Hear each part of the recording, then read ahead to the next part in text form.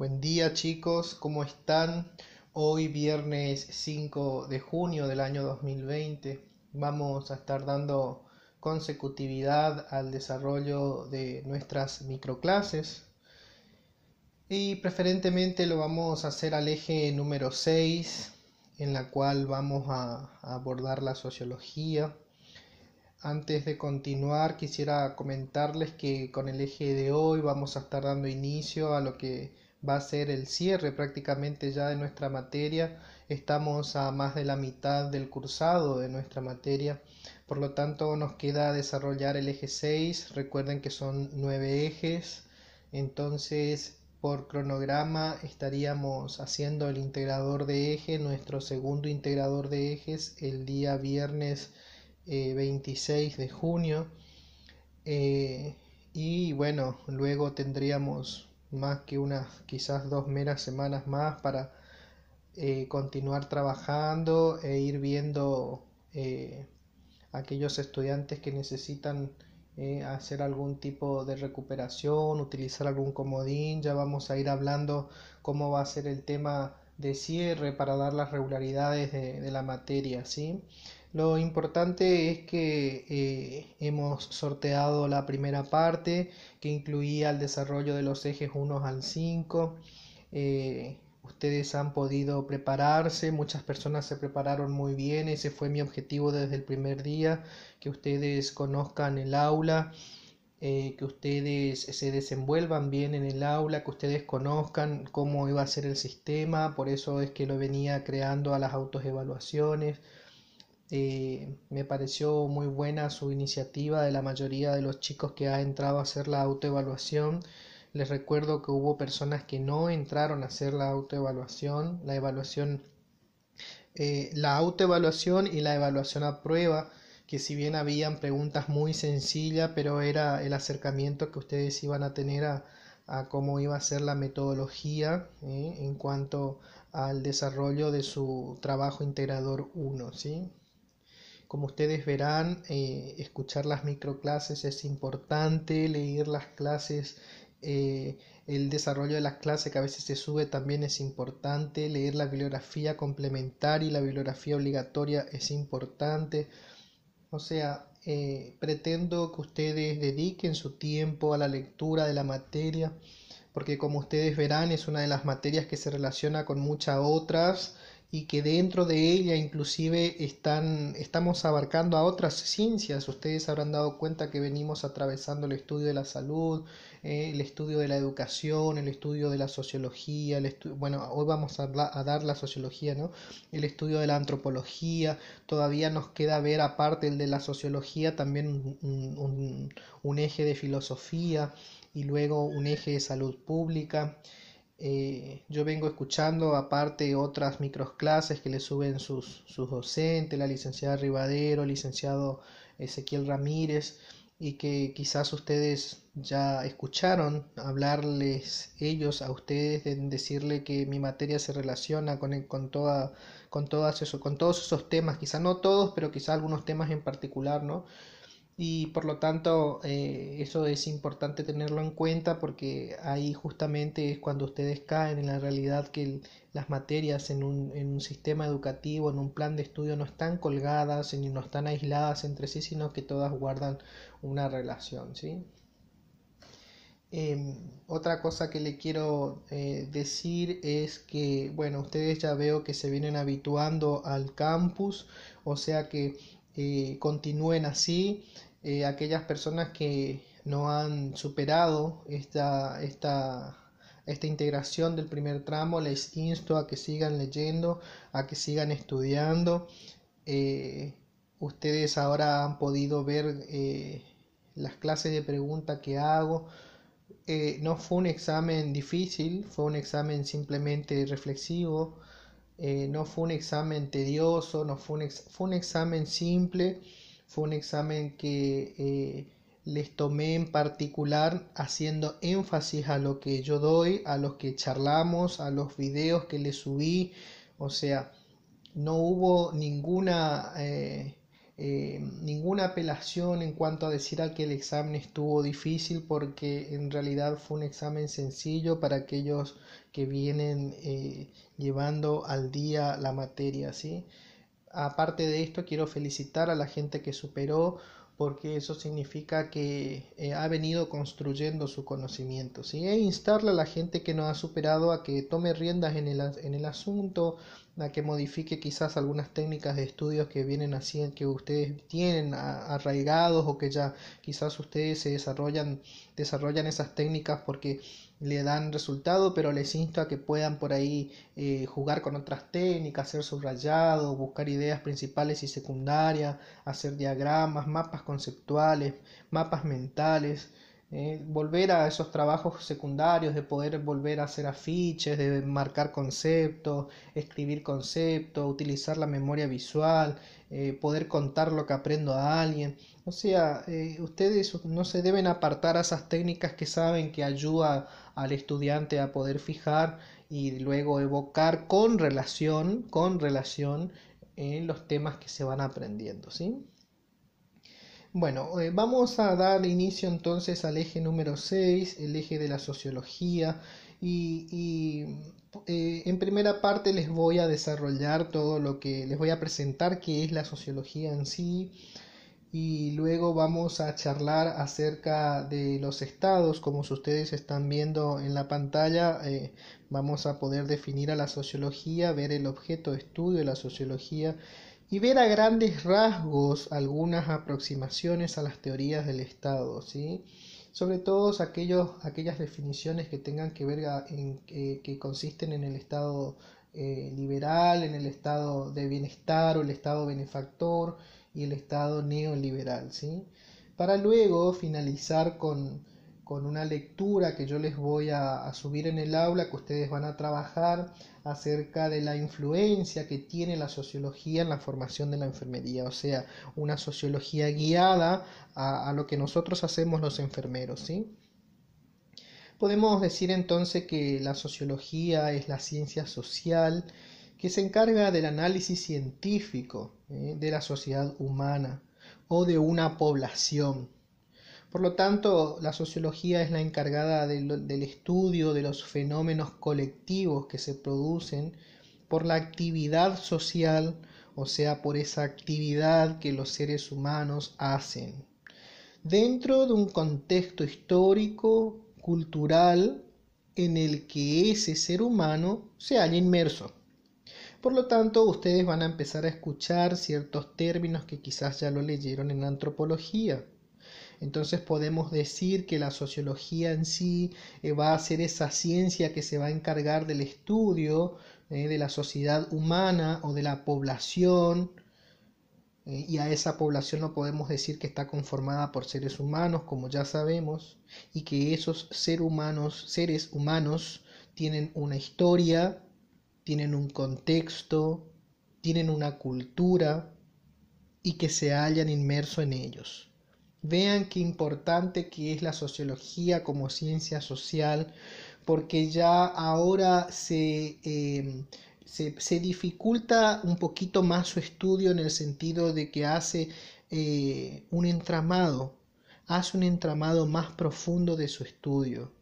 Si bien nosotros antes en antropología solo decíamos que el objeto de estudio de la antropología era el hombre, cuando charlamos de la sociología se complejiza un poquito más ese objeto de estudio, que si bien es el hombre porque estudia a la sociedad, y la sociedad está conformada por seres humanos o por una población regional, como les definí recién, pero todo eso dentro de un contexto. La sociología siempre utilizó metodologías para la investigación interdisciplinaria y para el análisis de esa interpretación. Por lo tanto, si utiliza metodologías interdisciplinarias, quiere decir que existen diversas perspectivas teóricas a las cuales la sociología acude para dar un significado, para dar una aproximación a esas tendencias o a esos comportamientos sociales que le interesan mucho, ¿sí? Algunos sociólogos realizan investigaciones que pueden aplicarse directamente quizás a una política social, a una política de bienestar, que se centran para poder dar una comprensión de esos procesos sociales. Y vean que acá ya aparecen estos términos de los cuales estamos charlando, que decimos que pueden aplicarse directamente quizás a una política social y a algo de bienestar. Y resulta ser que ahora más tarde vamos a terminar hablando acerca de los estados, y entre esos el estado benefactor o el estado de bienestar, que como la sociología busca definir al estado y en base a la definición de estado poder analizar qué hacen los otros sujetos para los demás.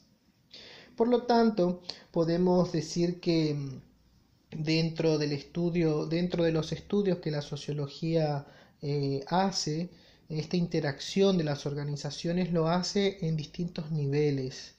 Y entre los niveles que podemos hablar, podemos referirnos a una macrosociología. Y como su nombre lo dice, macro significa grande.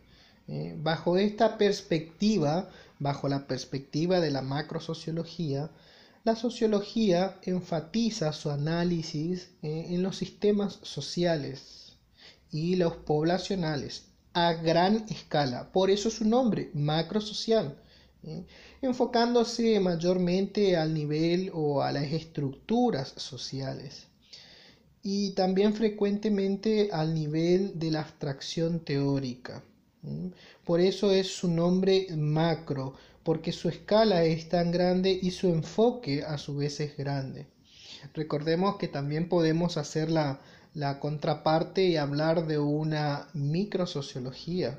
Por lo tanto, si hablamos en una microsociología, estamos diciendo en algo completamente opuesto a esto, en lo cual su enfoque no va a ser a gran escala, su enfoque no va a ser en una estructura social, sino todo al contrario, va a ser un enfoque más particularizado en el sujeto, en ese ser humano que conforma una población regional y que esa población regional conforma una sociedad y que esa sociedad es el objeto de estudio de la sociología.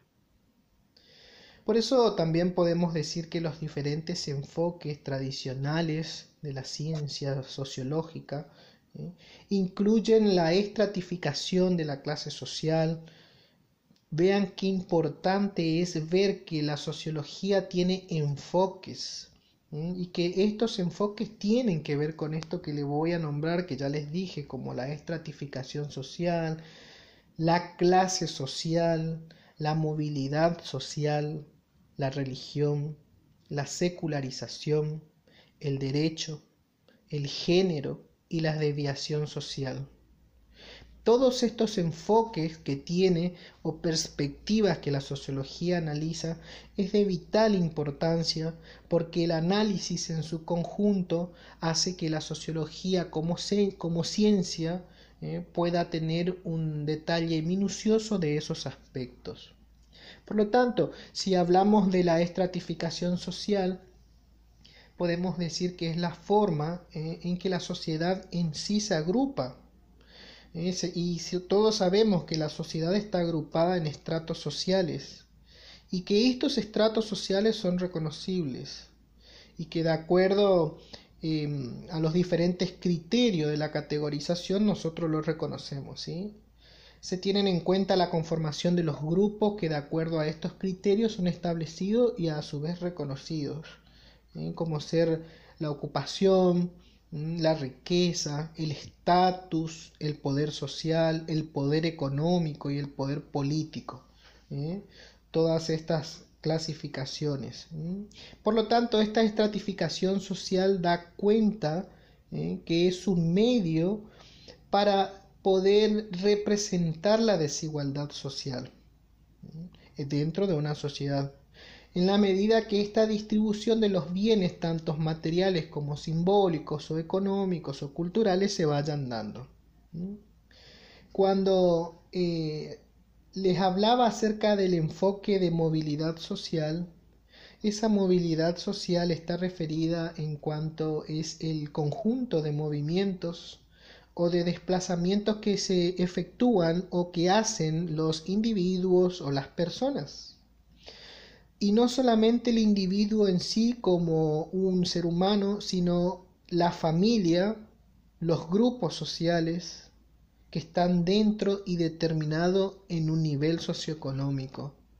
Entonces, cuando nosotros nos referimos a movilidad social, estamos hablando de todos esos movimientos o desplazamientos que produce el ser humano, que hace el ser humano como sí, y que lo hace el ser humano en conformación con otros seres humanos. Por eso hablamos justamente de la movilidad individual y de lo que atañe a la familia y a los grupos sociales. La sociología estudia ese fenómeno en el marco de las teorías y las clases sociales. Estudia este fenómeno de movilidad social bajo un marco de teorías sociales a las cuales están definidas, a las cuales cada sociólogo ha intentado no solamente de definir, sino de tratar de acercarse a una definición más certera de ese objeto, de esa caracterización de ese objeto, a modo de una realidad social existente, visible en ese momento en el que el sociólogo abordó su estudio, ¿no?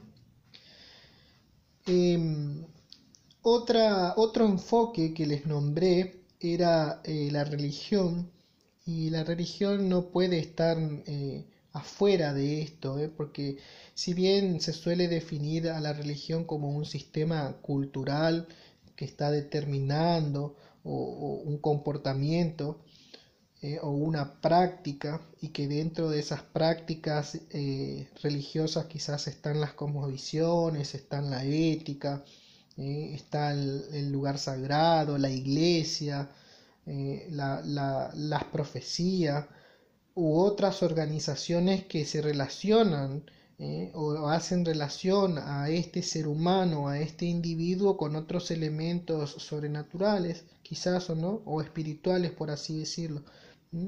Aunque no existe un consenso académico sobre qué es lo que constituye exactamente una religión, pero sí una religión para lo que un Estado en sí, lo que significa religión para un Estado, es esta forma, es este sistema cultural de comportamiento y práctica que el sujeto hace, teniendo en cuenta esto que le acabo de nombrar, su cosmovisión, su ética, su organización, su profecía, la concurrencia quizás a una iglesia, o sea, identificarse con algo de eso como para poder decir que pertenece a un grupo religioso, por así decirlo, ¿no? El otro enfoque que les hablé era la secularización, y esto de secularización significa que es el paso de algo o de alguien desde un estado o desde una esfera religiosa a una civil no teológica. ¿Qué quiere decir? ¿Qué quiero decir con esto? Que también esto significa que es el paso de alguien que estaba bajo un ámbito o una doctrina, si es que tenemos en cuenta que cuando hoy les conté de religión era quizás la representación de un lugar sagrado. Por lo tanto, cuando yo hablo de secularización, puedo imaginar que significa el paso de esta persona o de este individuo que estaba bajo ese ámbito de doctrina religiosa, siguiendo ciertas reglas y preceptos como hacemos los que profesamos el catolicismo, y la estructura secular laica, y esa profesión religiosa en sí. Por lo tanto, decimos que la secularización también se refiere a ese proceso que experimentan algunos estados o algunos territorios cuando diversas instituciones y bienes pasan a la esfera religiosa o al estado civil. Por lo tanto, esto de secularización es como que se imagina, la sociología en sí imagina lo sagrado y lo religioso, y se hacen más privados y ceden sus prominencias a su preeminencia pública, quizás o no, ¿no? A la sociedad. Entonces, dentro de estos enfoques vemos que la religión y la secularización, esto de poder identificarse con un credo, también ocupa un papel importante en el comportamiento, como hoy cuando definíamos en el comportamiento social con respecto a lo que a la sociología le interesa, pero que a su vez también la movilidad social, la estructura social, la estratificación que hablamos, la religión, la secularización, todos ellos conforman el Estado. Un Estado no es simplemente quizás la identificación geográfica de un límite, de una nación, la representación de una nación, sino que tiene que ver con todos estos enfoques complejos que estamos dando, ¿sí? El derecho, el género y la desviación social, como recién les nombré, también forman parte de este enfoque. Por lo tanto, si nos referimos al derecho, ya sabemos que nos vamos a caer en ese conjunto, vamos a caer en ese conjunto de principios y normas, que generalmente están inspiradas en ideas de justicia y orden. Y decimos esto porque ya sabemos que también existe la impunidad, ¿no? Pero que el derecho es uno de los enfoques principales, por así decirlo, que rigen y que ordenan el estado social, el derecho, o sea, los derechos que yo tengo y el derecho como ley que hace que yo tenga que cumplir ciertos preceptos, ciertas normas, como para poder dentro de una sociedad manejarnos todos por igualdad. Entonces vemos que el derecho juega un papel importante, ¿sí? Sobre todo en el conjunto de los principios y las normas jurídicas que el Estado en sí va determinando acerca de cómo se van a pactar, cómo se va a pactar esas normas para poder tener un ordenamiento jurídico, ¿sí? El derecho también es la ciencia social que estudia y que interpreta este orden concreto en sí que le estoy nombrando. O sea, el derecho como ciencia. Por lo tanto, el derecho guarda una íntima conexión con la política, el derecho va a tener una relación con la economía, el derecho va a tener una relación con la sociología, y el derecho va a tener una relación con la historia. Como ven, también podríamos inclusive decir que el derecho tiene otras ciencias que complementan. Si bien el derecho no es solamente la norma y la ley, pero el estudio en sí de derecho como ciencia se vale de otras complementarias como para poder analizar a ese sujeto y poder crear ciertas normas que sean aplicables a la conducta de ese sujeto, ¿sí? El género también es un aspecto importante, un enfoque que se tiene en cuenta cuando se habla en sociología, y que este término técnico específico en las ciencias sociales, simplemente género, alude al conjunto de características diferenciadas que cada sociedad asigna al hombre y a la mujer, ¿sí? Entonces, al hablar del género, nos estamos remitiendo a una categoría relacional y no a una simple clasificación de los sujetos o de los grupos que identifican a esos sujetos, ¿sí? Recordemos que la Organización Mundial también hizo su aporte acá, su definición, en donde refirió que estos roles sociales construidos, estos comportamientos, estas actividades y estos atributos que una sociedad considera como apropiado para los hombres y las mujeres. Esa fue la definición que hizo la Organización Mundial de la Salud, teniendo en cuenta al rol, al género en un rol societario, orientado a poder visibilizar aquellas diferencias o quizás desigualdades sociales entre el hombre y la mujer, ¿sí?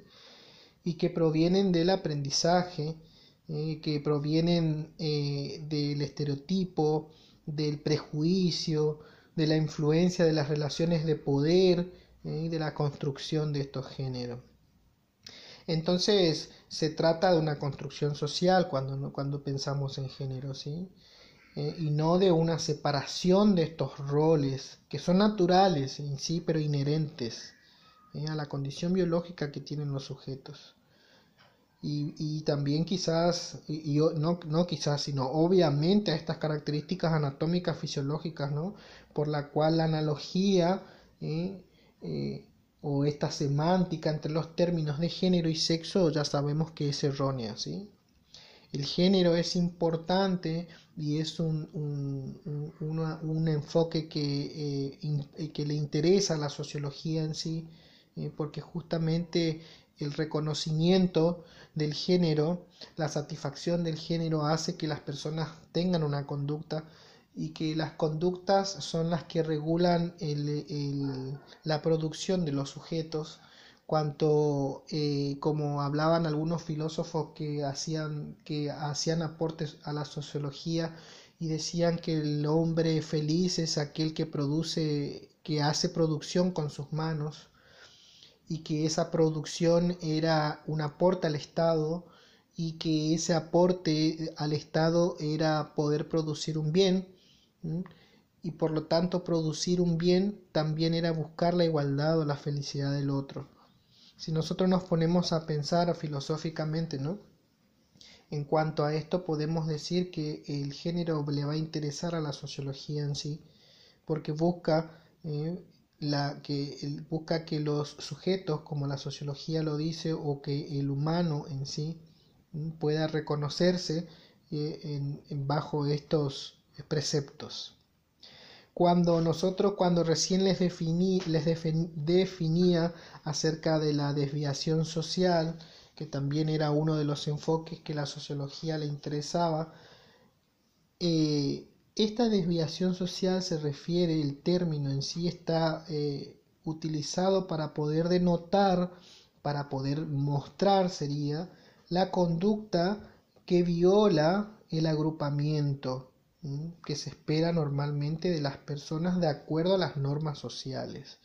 Entonces, esta desviación social tiene que ver cuando dentro de una sociedad o de un agrupamiento, un sujeto que conforma ese agrupamiento social transgrede las normas y hace o tiene una conducta que para ese agrupamiento no es la correcta. A eso se refiere con la desviación social, ¿sí?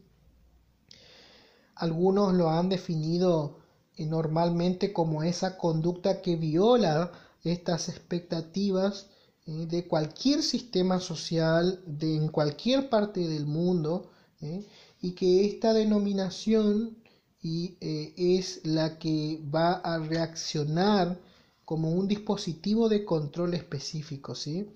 ¿Qué quiere decir esto? Que este sujeto que transgredió esta norma va a haber un control sobre él que va a ser específico para evitar que siga transgrediendo la norma y que vuelva a tener la conducta que el grupo pautó para esa sociedad, para esa cultura, en ese país, en esa parte del mundo. Vean que cómo se va relacionando todo, ¿no? Por lo tanto, se plantea que esta desviación como una consecuencia de la marginación, que a su vez también podría propiciar una inadaptación social, o sea que por ahí algunas conductas que atañen o que te simplifican como no, es simplemente lo hice porque no lo pensé, o lo maté, como muchas veces escucho en el noticiero, lo maté, pero no era mi intención, pero murió. O sea, este comportamiento que por ahí no es explicable y que se lo puede decir quizás que sea una inadaptación social, va a estar desviado de lo que nosotros sabemos que no se puede hacer. No es normal matar a alguien. No es normal, transgredir la norma en el sentido de no es normal robar, no es normal vender drogas, no es normal matar a alguien para vender sus órganos. O sea, conductas que para una sociedad no es normal. Porque recordemos que tenemos que tener presente, si hoy cuando nosotros definimos a la sociología empezamos diciendo que era bajo un contexto histórico-cultural. Por lo tanto, si yo lo pienso bajo un contexto histórico-cultural, voy a tener que pensar en qué estado estoy, en qué país estoy, en qué nación estoy. ¿Mm? Para poder decir, sí, esta conducta es normal en este país y no es considerada una desviación social. A eso se refiere. ¿Mm? Todas estas esferas, continuando con la definición, vuelvo otra vez a la sociología, todas estas esferas de la actividad humana se ven afectadas siempre por la interacción entre la estructura social y la agencia de cada individual. Por lo tanto, la sociología ha tratado de ver un poco más amplio, de poder ver más gradualmente estos enfoques y estos temas. Como por ejemplo también sabemos que se involucra temas referentes al medio ambiente, temas referentes a la salud, temas referentes a la economía, a las instituciones penales, al internet, a la educación, al conocimiento científico. La sociología es una de las ciencias que más enfoques tiene. Tenemos sociologías que se aplican a la educación, tenemos sociologías aplicables a la medicina, sociologías que estudian las redes sociales, sociologías que estudian comportamientos, sociologías que estudian al conocimiento científico en sí. Está inmerso el foco del objeto de estudio social en muchos aspectos, chicos. También podemos decir que existieron, les nombro esto simplemente para que ustedes sepan, porque nosotros no vamos a ser sociólogos, somos enfermeros, que existieron dentro de la historia en sí, múltiples nombres que representan a la sociología y que han ya interesado, a ellos le han interesado esto de poder definir quizás ya el objeto de estudio de la sociología o estudiar la conducta del hombre. Y entre esos están Karl Marx, está Agustín Comte, está Durkheim, Max Weber, y también otros sociólogos que se destacaron ahora más recientemente en el siglo XX, que quizás ustedes hayan escuchado, y entre ellos están Michel Foucault, Pierre Bourdieu, Jürgen Habermas. O sea, hubieron muchas personas a lo largo de la historia que se han interesado acerca de estos enfoques sociológicos que hemos charlado, ¿sí? Porque en definitiva, si nosotros ponemos a unir todos ellos, tanto la desviación social, el género, el derecho, la religión, la secularización, todos ellos hacen un aspecto particular de la sociedad un aspecto particular de la sociedad, pero que dentro de la sociedad funciona como un todo, todos al mismo tiempo, en constante movimiento y en constante cambio. Porque hoy cuando nosotros definíamos a la sociología y decíamos histórico, sabemos que muchos de estos enfoques que charlamos han venido cambiando a través del tiempo y que de hecho van a seguir cambiando, porque con el tiempo la historia cambia. Por lo tanto, todas estas ciencias hacen conjeturas, hacen teorías que quizás dentro de unos años caigan la veracidad que tengan estas teorías, porque ya van a existir otras nuevas y esas teorías nuevas van a ser aplicables a las conductas sociales que rigen el momento histórico que vivimos. Si tenemos que definir al Estado, una definición común de Estado, podríamos decir que es la comunidad social con una organización política común dentro de un territorio, y que ese territorio en sí a su vez tiene órganos de gobiernos propios, y que esos órganos propios es un órgano soberano, independiente políticamente, ¿no? Y de otras comunidades. Vean que, por ejemplo, el Estado argentino, ¿no? Nos referimos todos a un conjunto organizado, y que ese conjunto no solamente está organizado en cuanto a los individuos, sino en cuanto a muchos aspectos, como recién los dije, lo político, lo territorial, lo soberano, cómo funciona con los países, ¿sí? Otras definiciones lo han dado también, como recién les conté, los grandes sociólogos como Habermas, Weber, pero que eran definiciones muy complejas que yo no las incluía ahora en las diapositivas que le voy a subir en el material de lectura obligatoria, porque justamente son de interés sociológico y no para el enfermero, ¿sí? Por lo tanto, también podemos definir que territorio o que Estado es un territorio que contiene en sí población y que esta población también tiene soberanía. Por lo tanto, todo Estado siempre va a tener estas tres condiciones. Todo Estado va a tener un territorio, va a tener una población y va a tener una soberanía. Y cuando nos referimos al territorio de ese Estado, simplemente estamos haciendo alusión al área que posee una persona, tanto física o jurídica, dentro de esa organización, dentro de esa institución o dentro de ese Estado, ¿sí? Eso sería más desde una perspectiva geosemántica, social, por así decirlo, porque se entiende por territorio a la unión de un sentido con un lugar determinado, con ese sentido, digamos, por eso es geosemántico, ¿sí? Cuando nos referimos a población, estamos hablando del ciudadano en sí que forma esa población. Y ya la Real Academia Española también, cuando vamos a definir dentro de lo que es Estado o población, pensamos en el ciudadano, porque la RAE dice que lo define como a la persona considerada como un miembro activo dentro de un Estado, que es titular de sus derechos, que hace ejercicio de sus derechos, tanto políticos, y que a su vez es sometido por las leyes. O sea, esa población en sí está conformada por esos ciudadanos que gozan de ciertos derechos y que a su vez hacen exigencia de esos derechos y que esos derechos regulan lo que es el Estado. Y soberano en sí es ese poder político supremo, máximo, que corresponde al Estado independiente y que sabemos que, por ejemplo, las personas o estos ciudadanos que estamos hablando viven en un territorio, en un Estado soberano, porque pueden elegir a sus representantes, porque pueden tener sus leyes y optar por las leyes que, que ellos desean, ¿no? Por eso justamente la definición más completa cuando hablamos de Estado y que no tiene que ver tanto con algo político, sino con una definición social, es decir que todo Estado siempre está dotado de territorio, de población y de soberanía.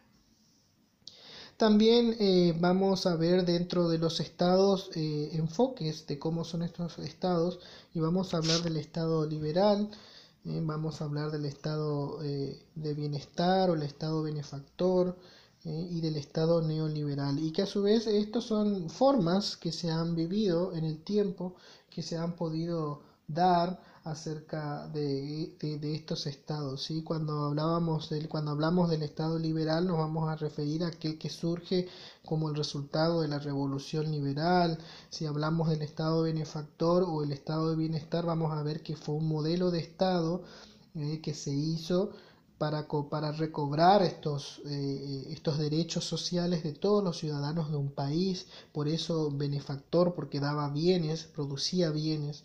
Y el Estado neoliberal, a este Estado que debía cumplir únicamente con sus funciones fundamentales, como esto de organismo, y que este organismo a su vez tenía un regente y que este regente tenía que ver con los mercaderes, ¿sí? Con la organización de esta sociedad. Por lo tanto, cuando nosotros vemos ahí en las aproximaciones de las teorías del Estado, no podemos no ver al menos características de estos estados. Si vemos el contexto del surgimiento del Estado liberal, vamos a ver que ya apareció a fines del siglo XVIII, el siglo XIX, ¿no? Allá en Europa, y fue consecuencia del incentivo de esta revolución industrial y de la revolución de burgueses que hubo en ese entonces, ¿sí? El rol que tenía el Estado dentro del Estado liberal era un rol de poder garantizar estos derechos individuales que tienen que ver con la libertad de la expresión, con la participación de las políticas.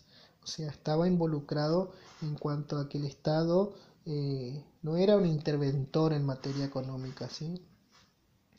Tenía características y entre estas características era un pensamiento liberal. ¿Qué quiere decir eso? Con este liberalismo económico se podía obtener el máximo de los beneficios que es necesario para cada persona o para una empresa, que tenga libertad de actuar sin trabas ni limitaciones, por así decirlo, políticas.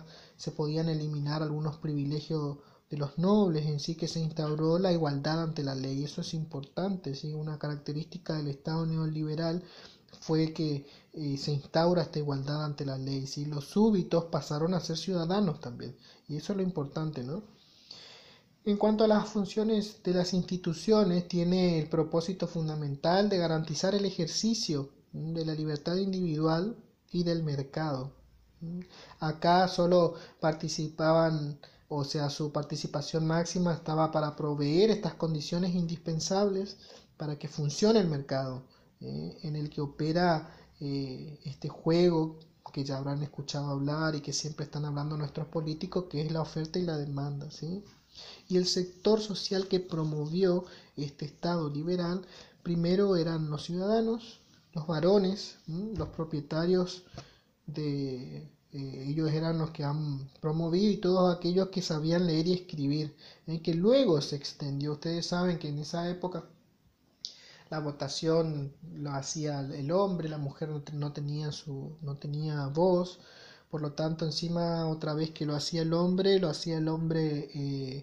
letrado, el hombre que tenía la posibilidad de estudiar, y que generalmente se daba en los hombres de la alta sociedad, porque era quienes los padres tenían dinero como para poder mandarle a la universidad, ¿sí? O a estudiar, o que al menos complete la escuela como para que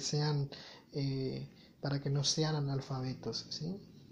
El Estado benefactor aparece después del Estado liberal, por lo tanto se da en la primera mitad del siglo XX, dentro del contexto en que surge viene obviamente aparejado varios antecedentes, por así decirlo, y tienen que ver con la crisis causada por el desajuste que tuvo la producción y el consumo. La oferta y la demanda se superó, por lo tanto las empresas entraron a quiebra. Recordemos que para esta época también hubieron grandes movimientos de los obreros, y que teníamos en ese momento en la historia dos guerras mundiales, y también estábamos atravesando por la crisis de la década del 30, ¿sí? O sea que el Estado estaba quebrado, el Estado necesitaba un cambio. Por lo tanto, dentro de este Estado benefactor vienen y aparecen estos cambios para poder proteger a la ciudadanía, ¿sí? El Estado, dentro de su rol, lo que hace es implementar políticas de intervenciones para poder equilibrar estas economías, para poder dar respuesta, o sea, responder a la problemática social que estábamos atravesando producto de estas consecuencias que les conté, ¿no? No es fácil para un país reponerse luego de una guerra, y no solamente la guerra, sino el movimiento obrero que se venía dando y la crisis además que se hubo en el año económica, ¿no? Por lo tanto, el Estado tenía que ahora tomar su rol protagónico y demostrar a través de la economía un fruto en lo social. A través del poder económico poder mostrarle a la sociedad un fruto, y que ese fruto era buenas condiciones. Por eso su nombre, ¿no?, de Estado benefactor. ¿Qué característica tuvo en sí? Fue la inversión constante en las obras públicas. El Estado empieza a invertir, a mostrar a los ciudadanos cambios, y entre esos cambios estaban en la construcción de las obras públicas.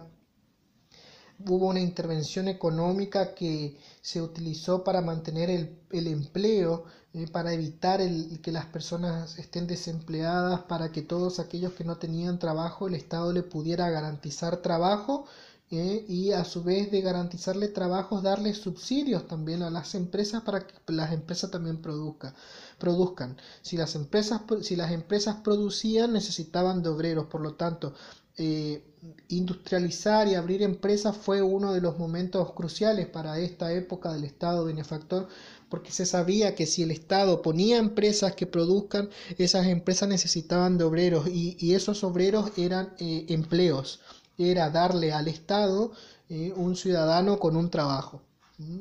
Estimuló el alto nivel de los salarios para así garantizar el consumo de las clases populares y las clases medias en sí. Las funciones que tuvo las instituciones estatales dentro de este Estado benefactor, se vio que estos servicios sociales universales, por ejemplo la educación, la salud, la vivienda, aparecieron fuertemente acá, porque era el momento en donde el Estado se iba a reivindicar luego de la crisis que habíamos pasado, ¿sí? Se priorizaron los derechos sociales, se promovió este estado de bienestar o estado benefactor para dar derechos a los ciudadanos, para garantizar a los ciudadanos ciertas actividades, para poder no solamente darle un empleo, sino a su vez poder recomendarle que si tenía empleo tenía salario, si trabajaba y producía más tenía aumento en ese salario, que a su vez también gozaba de lo que recién les conté, que era la inversión constante que hizo el Estado en obras públicas, y esas obras públicas eran la construcción de hospitales, la construcción de escuelas. Aparece la famosa creación de las viviendas, las 100 viviendas, las 1000 viviendas, las 500 viviendas. O sea, el Estado pensaba que que se debía construir para los grupos sociales viviendas y que esas viviendas tengan con lo mínimo que una vivienda necesita, que es la cloaca, que es un techo, que es un espacio grande para poder vivir con una familia chica, digamos, si hablamos de integrantes, de 3 a 5 integrantes, que no estén hacinados, que las excretas sean juntadas como excretadas en pozos negros, que no hubiera contaminación del ambiente, que hubiera asfalto, que no estuvieran con la tierra, que dejaran el humo de hacer sus comidas con leña, que volvieran a la gasificación, al gas por cañería o al gas por tubo. O sea, fue todo un cambio a nivel Estado que se produjo para que se pueda repensar que la condición económica debía reivindicarse, que si los ciudadanos gozaban de una condición económica más alta, o sea, tener un salario que les permitía al menos cubrir sus necesidades mínimas, a su vez gozaba de salud, y que si a ese ciudadano que tenía salud, que tenía salario, lo educábamos, estábamos creciendo, ¿no? ¿Qué sector social fue el que promovió? Y bueno, fueron los trabajadores. Indudablemente en el Estado benefactor el trabajador fue lo que disminuyó, lo que hicieron que disminuya la pobreza en sí, disminuya todo esto negativo que se atravesaban en las naciones, como para poder demostrar que sí, hubo mano de obra, hubo manutención, hubieron producciones, se abrieron las empresas, se abrieron las industrias, el país se levantó, salieron de la crisis del año 30, salieron de los quiebres económicos de la guerra y pudieron gozar de esto que les estoy contando, ¿sí? Luego aparece el Estado neoliberal. Este Estado ya se da un tanto más allá por la década de 1980, 1990, es uno de los momentos del Estado más nuevo que se conoce, ¿sí? En donde el rol del Estado siempre fue la participación estatal, se quedó reducida a lo mínimo posible y hubo un nuevo regulador social, que ese regulador social fue el mercado. El mercado vino a hacer sus estragos, el mercado vino a cambiar acá la óptica de los otros enfoques del Estado que tenían, y por lo tanto sus características, si pensamos en características en sí del Estado neoliberal, podemos decir que siempre buscó un orden, que buscó la eficiencia de las cuentas públicas y que redujo el gasto de las obras públicas. Por lo tanto, acá aparecen la privatización de las empresas estatales, acá es cuando se privilegia la iniciativa privada, aparecen los dueños, aparecen los magnates, aparecen los empresarios, gente con mucho poder económico, con mucho dinero, que a su vez, si tenía mucho dinero, tenía poder, porque podía comprar. Por lo tanto, todos sabemos que en esta época fue cuando muchas empresas que eran del Estado, de la República Argentina, se vendían, ¿m? Y aparece la privatización de las empresas, inclusive aquellas empresas que eran nacionales y que daban a los ciudadanos algo tan primordial como ser la luz, como ser la telefonía, como ser el agua potable, algo que el Estado en sí siempre llevó las riendas. Ahora aparecía el ciudadano con dinero y que ese dinero significaba poder, millonarios, y que por lo tanto podían comprar y privatizar una empresa.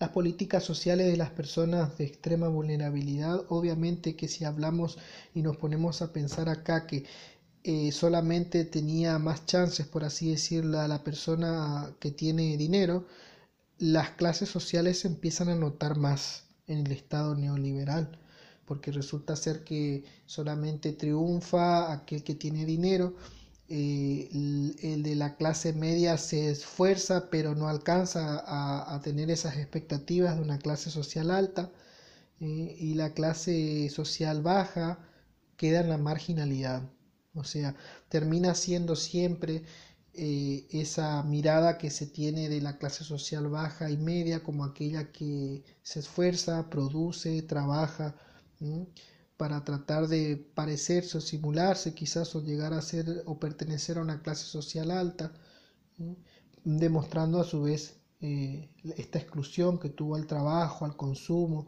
y a los servicios básicos, ¿sí? Se desmantelaban acá todas las instituciones propias que fueron del Estado, que ya les conté, que eran de bienestar, ¿eh? Por lo tanto, esto se asfixió todos estos mecanismos del mercado y bueno, se terminó privatizando.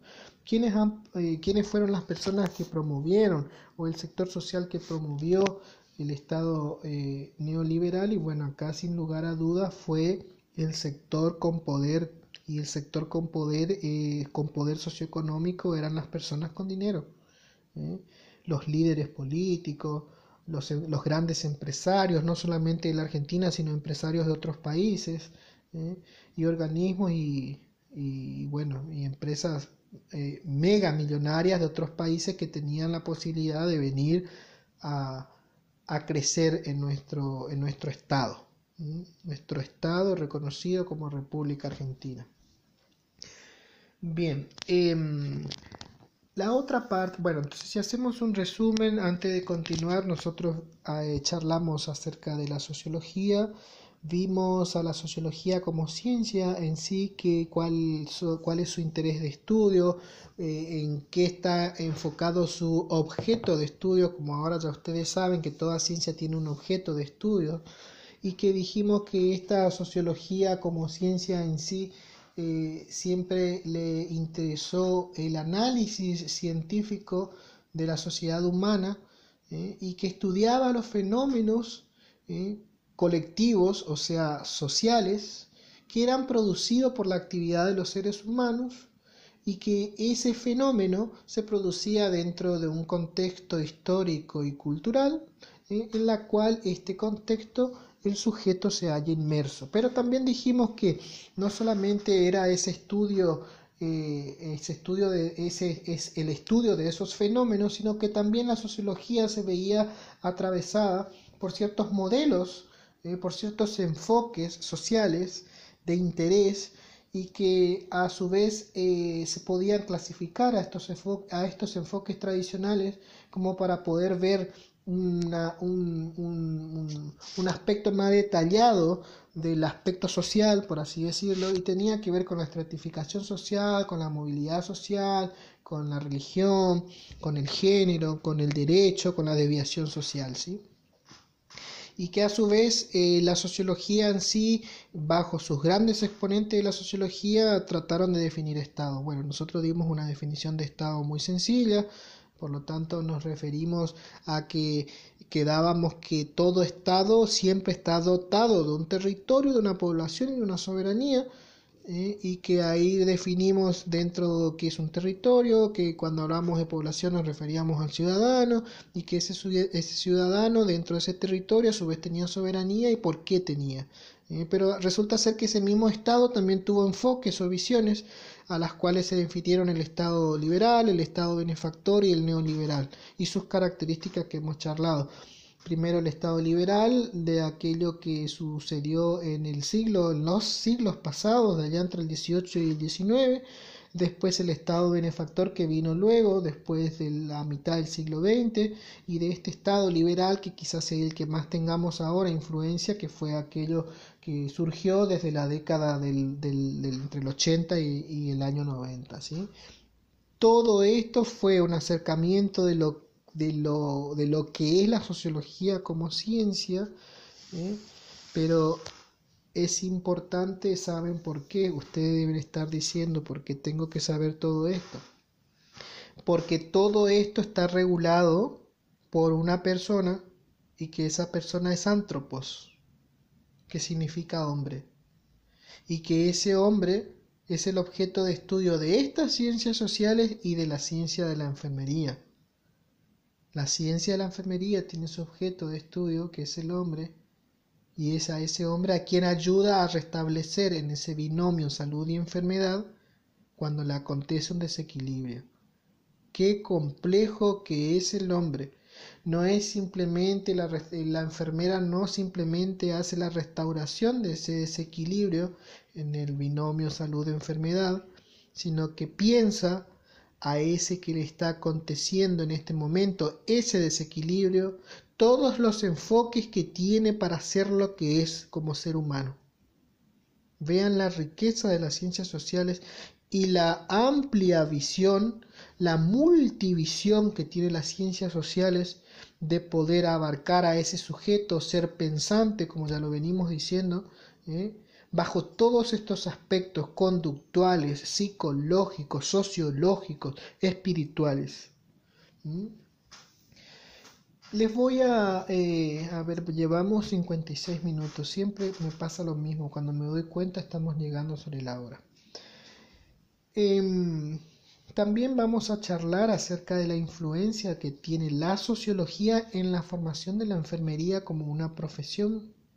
Vamos a ver cómo hace esta licenciada en enfermería, que es la licenciada María del Rocío Córdoba, acerca de que ella también dice y habla en su relato científico acerca de la importancia de la sociología en sí dentro de la formación de los enfermeros. Y ella en su discurso, que ya les voy a subir, que ustedes van a tener que analizar, ella se pasea por distintos enfoques, que es lo que justamente la ciencia social le hace. Entonces de repente van a leer que empieza a decir que tanto los hombres, desde sus primeros momentos de la existencia, ya se agruparon para poder afrontar esto que era necesario para poder vivir y para poder desarrollarse, que era mantener una relación activa entre los otros, para establecer algo más complejo que es las relaciones entre sujetos. Y nosotros, cuando hablamos de antropología, habíamos dicho que nosotros somos seres sociales, que venimos de lo gregario, que significaba una vida en manada. Por lo tanto, cuando se piensa en enfermería, a la sociología en enfermería, tenemos que pensarlo a la enfermería como un grupo en el cual estamos inmersos para esa profesión todos los enfermeros, en un grupo social, y que esos enfermeros a su vez están reglados, están normatizados, que tienen una conducta, que tienen una norma, que tienen una historia, que tienen una cultura. O sea que podemos hablar tranquilamente de una sociología para la enfermería, de una sociología para la profesión enfermera. Vean cómo se reduce todo esto que estuvimos hablando a algo más concreto. ¿Por qué? Porque las enfermeras forman grupos, y por lo tanto esos grupos tienen conductas, tienen historia, tienen cultura, tienen un momento que se ha dado desde el comienzo en que surgió la enfermería como tal, como un reconocimiento como actual, a cuando todavía la enfermería no era reconocida como una actividad, como una profesión.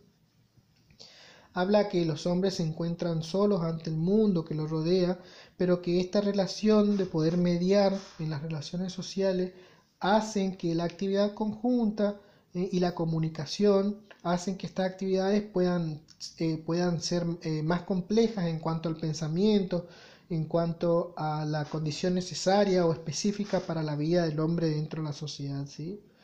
El hombre no tiene lo suficiente para vivir en una sociedad, sino que solamente se le ha dado la naturaleza de nacer y de ahí en más aprender. Él nace dentro de una sociedad y aprende a vivir en sociedad. ¿Pero por qué? Porque nosotros también nos vemos atravesados dentro de la sociología, como yo les conté a ustedes, a la educación. Existe una sociología de la educación, existe una sociología de la cultura, existe una sociología de la salud. Todos los enfoques que estuvimos hablando. Por lo tanto, el hombre se va a ir desarrollando dentro de esto, dentro de lo que para él luego va a ser histórico, pero que va a significar para él un aprendizaje dentro de la sociedad humana. Los niños entran en esta relación con el mundo que les rodea, en el mundo circulante, a través de otros hombres. Aprenden viéndole a la mamá. El niño aprende en simulación de ver a su madre. Su madre es la que le explica cuando él tiene una duda, y su madre es la que le enseña y le transmite la cultura. Por eso, hasta los 5 años, el niño, el máximo esplendor para él, su espejo es su madre. Hasta que luego viene la castración con el complejo de Edipo, bueno, ustedes ya habrán dado en psicología eso, en donde para él se rompe, para él o para ella se rompe esa relación íntima que tenía con la madre, porque se da cuenta que la mamá no es de él, sino que la mamá le pertenece a su papá. Y esto tiene consigo todo un significado psicológico para el sujeto, que este sujeto necesita ser castrado, necesita romper esa relación que tiene con su madre.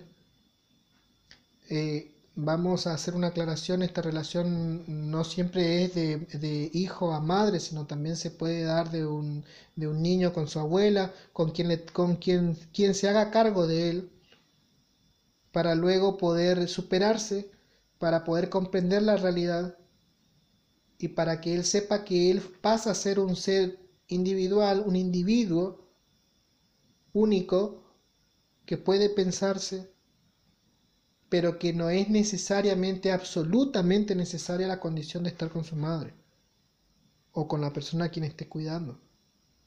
Entonces vemos como el sujeto que nació, como dice acá la licenciada, lo único que la sociología nos da es el poder nacer y de ahí en más aprendemos todo. Es verdad, nacemos, utilizamos las enseñanzas o las prácticas que nuestros padres nos dan, nos hacen conscientes, crecemos con esas prácticas, con esas culturas arraigadas a nosotros, hasta que como somos seres pensantes, analizamos eso que aprendemos y también el día que viajamos y conocemos otra cultura, podemos inclusive internalizar lo nuestro con lo de otro. Y así cuando nosotros charlamos de sociología vemos que los grupos sociales en el mundo varían, que la historia no es la misma en todo el mundo, por lo tanto la cultura no es la misma en todo el mundo, y que las normas que para acá no son consideradas como que las normas que regulan nuestras conductas acá, para que no sean consideradas una desviación social, quizás en otro país no sea así, sea todo lo opuesto. Pero eso es lo trascendente del hombre, inmerso en una sociedad, con su cultura, con su historia. Si nosotros vemos que acá, si ustedes leen también, ya les voy a subir el material, la licenciada acá nombra características que tienen que ver con mecanismos de transmisión para poder adaptarse a esa generación en la cual el sujeto vive y que tienen que ver con la costumbre, con el valor, con la creencia, con el comportamiento, con todo aquello que tiene o que está socialmente permitido.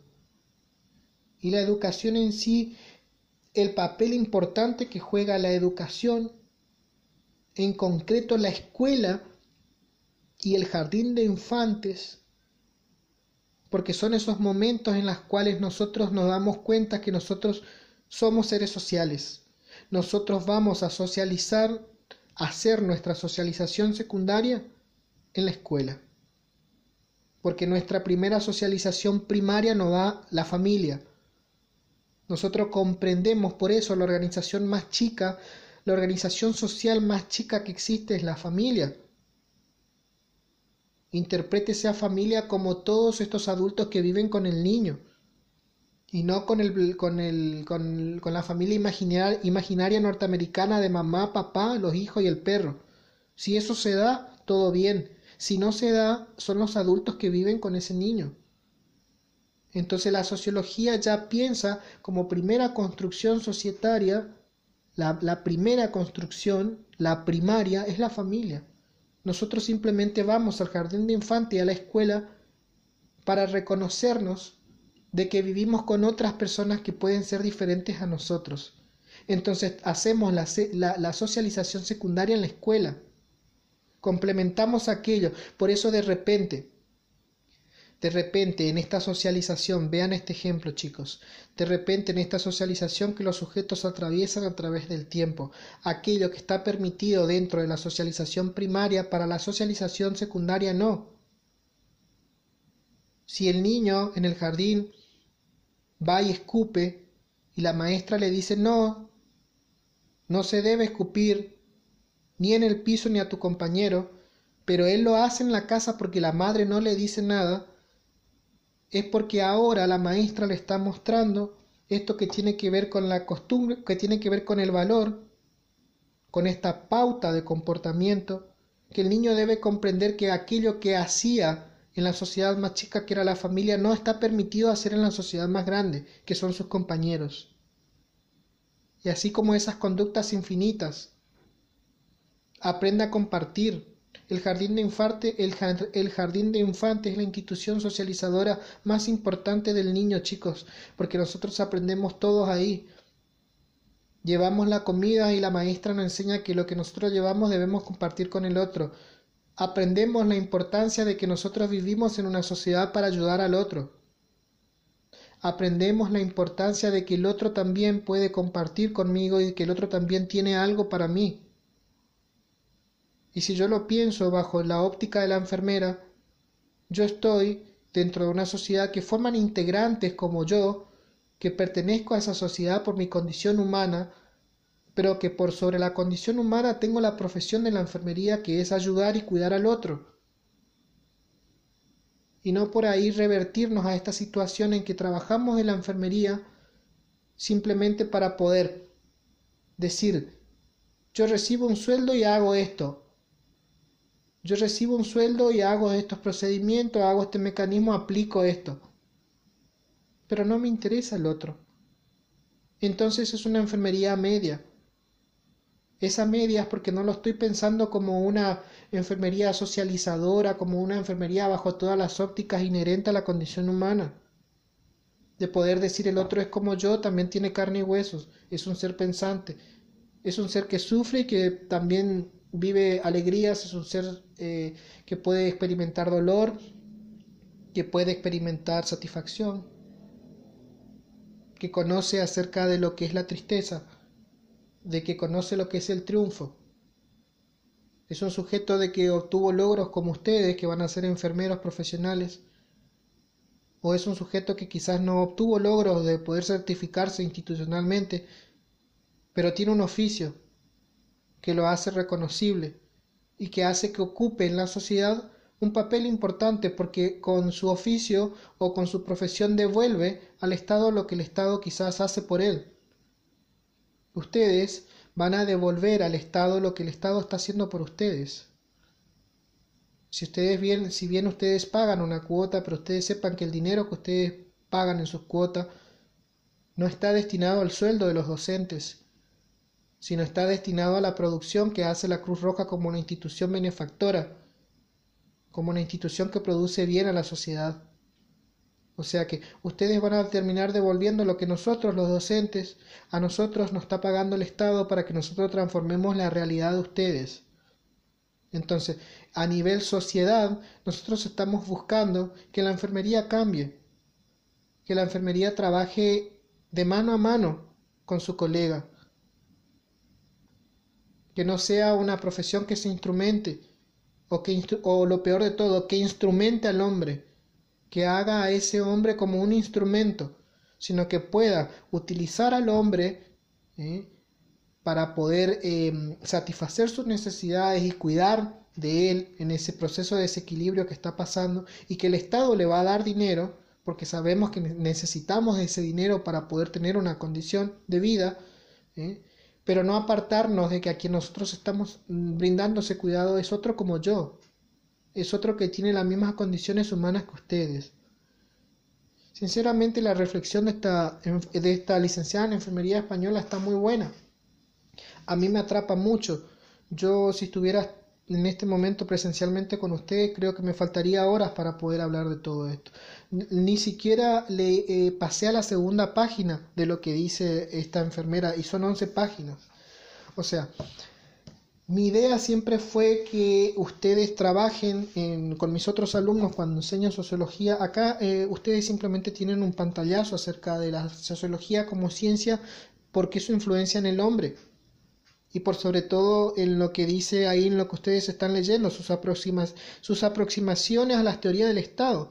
O sea, es para nosotros la importancia de un individuo en sí que vive en sociedad, pero cómo esa sociología se representa en la enfermería. Está bueno, sí, debemos saber que las teorías del Estado, las que recién estuve diciendo, y quizás a algunos no les haya gustado mucho, pero se va a terminar empapando en sí, porque va a ver que el conjunto, el estudio de todas estas pautas en su conjunto forma una sociología, y que esa sociología se puede extrapolar a otro grupo social como son el grupo de las enfermeras, y pensarlo bajo los preceptos sociológicos, cómo se aplicaría en la profesión de la enfermería.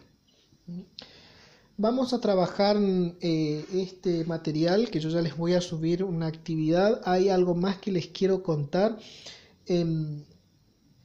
Ustedes en su práctica profesionalizante van a trabajar un proyecto áulico, y que ese proyecto que ustedes van a trabajar en sus prácticas para poder recibirse tiene que estar aprobado por la materia Educación en Salud. O sea que yo les tengo que aprobar ese proyecto para que ustedes lo puedan implementar cuando hagan sus prácticas profesionalizantes. Resulta ser que ¿se acuerdan cuando nosotros charlábamos que los proyectos tienen partes? Resulta ser que ahora, después que rendimos estos ejes, y que la idea de la integración de estos ejes era que ustedes pudieran ver cómo se relacionan todo lo que dimos con todo, ahora ustedes están en condiciones de empezar a armar ese proyecto.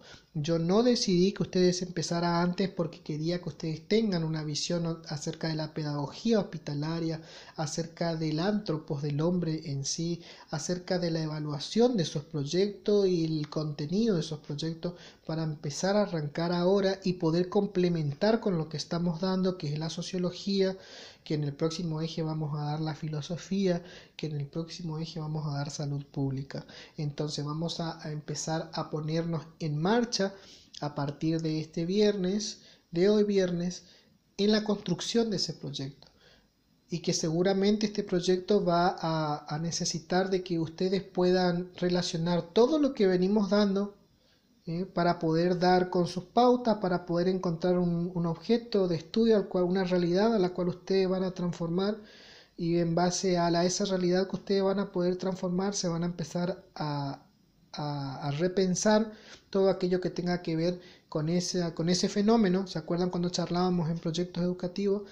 ustedes van a transformar la realidad a través de ese fenómeno, a través de la presentación de un proyecto educativo, y que ese proyecto educativo en salud va a tener pautas para que sea un proyecto, ¿no? Como ustedes ya saben, va a tener una introducción, van a tener que volver a repasar esos temas, va a tener una introducción, va a tener un objetivo, va a tener un desarrollo, va a tener una contrastación de hipótesis, va a tener una conclusión, o sea, va a seguir las pautas que ustedes saben. Yo ya les voy a subir obviamente cuáles van a ser las condiciones que yo voy a considerar para ese proyecto, y que vamos a trabajar en el aula virtual a modo de ensayo, donde ustedes van a ir subiendo sus proyectos y yo voy a ir diciéndoles en proceso, en una evaluación en proceso, acerca de qué deben ir modificando, qué está mal, qué tienen que seguir corrigiendo, qué enfoque deben darlo, de acuerdo a lo que ustedes se van a plantear. Así que como tarea va a hacer que ustedes empiecen a pensar qué fenómeno quieren trabajar, qué realidad desean trabajar. De repente algunos va a pensar en un proyecto destinado para pacientes diabéticos, otro va a pensar en un proyecto destinado a grupo de adultos mayores con hipertensión arterial, otro va a empezar, no sé, es mamá y tiene a su hija en el jardín y quiere enseñar acerca de la importancia del lavado de manos en los niños, y va a enseñar el lavado de manos en los niños. Otros proyectos va a ser acerca, no sé, o alguien que le interese la atención primaria de la salud, entonces quiere hacer un proyecto en vacunas, y bueno, va a hacer un proyecto acerca de, a ver qué puede ser, el calendario de vacunas en el grupo de las embarazadas, el calendario de vacuna en grupos especiales, el calendario de vacuna en el niño en los primeros 3 años. Hay diversos temas, hay otros que quizás, no sé, en su barrio vio que en las escuelas hay muchos niños gordos, con sobrepeso, con mucho sedentarismo, y bueno, hará un proyecto destinado a la alimentación saludable, a poder enseñar a los niños qué deben comer y cómo es comer sanamente. Hay diversos temas, esa va a ser la tarea de ir pensando acerca de qué realidad, de qué fenómenos ustedes quieren trabajar, ¿sí? Y en base a eso van a ir planteándose cómo van a ir armando sus proyectos. No es difícil ni tampoco es fácil. Se necesita que ustedes piensen en qué es lo que quieren transformar para tener esa idea fija, y en base a eso ir aplicando todas las técnicas que trabajamos en mi materia. Van a poder aplicar, si quieren, hojas de rúbrica, van a poder ver la evaluación de esas hojas de rúbrica, van a poder trabajar en una evaluación diagnóstica, en una evaluación en proceso, en una evaluación sumativa, en una evaluación de pares. Van a poder trabajar con personas de distintos grupos etarios, porque si ustedes saben, en base a la psicología o a la psiquiatría que ustedes están dando, que ya cursaron, que existen distintos grupos de aprendizaje en el desarrollo cognitivo de los sujetos. Por lo tanto, ustedes van a poder hacer una adaptación del lenguaje comunicativo de acuerdo al grupo etario que ustedes tengan, que eso a su vez puede tener un sustento en la teoría. Si ustedes ven las corrientes epistemológicas o las corrientes sociológicas o psicológicas, van a ver a grandes representantes como Jean Piaget, Skinner, Ausubel, que pretenden dar con sus teorías acerca de cómo los sujetos aprenden. Por lo tanto, esas teorías le van a servir a ustedes, que si bien lo habrán leído, lo dieron en salud mental o lo dieron en psicología dentro de sus currículas, ustedes van a tener un sustento científico de poder decir, bueno, para mi grupo etario esta teoría se ajusta, bueno, desarrollaré un proyecto de acuerdo a esta cosmovisión, a esta visión de este pensador, de este pedagogo, de este historiador, de lo que ustedes quieran. Bueno, no me excedo más, simplemente eso, chicos. Vayan pensando esto que les acabo de contar, tengan en cuenta estas miradas múltiples que estamos haciendo acerca de todas estas ciencias. Ya ustedes tienen la mirada múltiple de la ciencia antropológica, ya lo han complementado ahora con las ciencias sociológicas, los van a complementar en los próximos ejes con las ciencias de la filosofía. y aparte de esto podemos agregar todo el conocimiento que ustedes tienen acerca de la salud y de las ciencias que ponderan salud, de las ciencias abstractas de la salud, de la anatomía, de la fisiología, de la salud mental, de la histología, de la bioquímica y aquello que tiene que ver con nuestra materia, que es con la educación y este proceso pedagógico a la cual hemos iniciado desde el primer día, en poder ver cómo los sujetos aprenden y qué ciencias nos ayudan a poder entender mejor esta complementación o esta descripción del objeto de estudio, de la educación, de la pedagogía que es la educación, ¿sí? Dios mediante nos estaremos encontrando el próximo viernes. Recuerden que el foro de consultas generales se encuentra habilitado y que ustedes constantemente cuando les surja una buena pregunta pueden hacerme una buena pregunta, ¿sí? ¿Por qué digo esto? Porque el otro día me escribieron una pregunta que era muy sencilla y que simplemente había que leer 2 veces nomás lo que yo les pedía y ya se iban a dar cuenta. Bueno, no obstante, también háganmelo esas preguntas, no está de más, pero siempre está bueno que antes que yo pregunte vuelva a leer 2 veces qué es lo que el docente pide, porque a veces en la primera lectura no me doy cuenta y en la segunda lectura me doy cuenta. Chicos, ustedes han visto que a mí me gusta hacerlos pensar, que busco constantemente que ustedes sean un super cerebro pensando y que ese pensamiento que ustedes hagan lo hagan de manera relacional, de una forma reflexiva. Eso es lo máximo que el docente puede anhelar en sus estudiantes. Yo quiero que mis estudiantes de tercer año de la materia de educación en salud sean excelentes pensadores, sean muy reflexivos y que puedan todo ese conocimiento que ustedes tienen porque ya están próximos a egresar, puedan relacionar, porque los conocimientos de una carrera están para que sean relacionados. Yo busco en ustedes una reflexión muy profunda de todo, de todas las ciencias que ustedes están pasando o atravesaron para lograr su objetivo de ser enfermeros. Y qué casualidad y qué suerte que en mi materia se puede dar todo. Es una materia que podemos hablar de múltiples relaciones y múltiples enfoques y visiones. Así que yo voy a pretender en que ustedes piensen, y para pensar yo tengo que reflexionar es hacer ese pensamiento un tanto más profundo, un tanto más detallado y minucioso. Eso es lo que yo pretendo que ustedes hagan. Estudiar en relación no es un proceso fácil, es un proceso que quizás lleva un poquito más de tiempo, porque yo necesito constantemente ir preguntándome en dónde están las relaciones o qué relaciones puedo hacer para con otras asignaturas o con otros momentos. Son esos los verdaderos aprendizajes que ustedes no se van a olvidar nunca, porque aquello que yo aprendo de memoria es probable que si no lo utilizo me olvide. Pero aquello que yo aprendí relacionando y además lo puedo aplicar en la práctica, jamás se van a olvidar de eso. Bueno, no sigo más.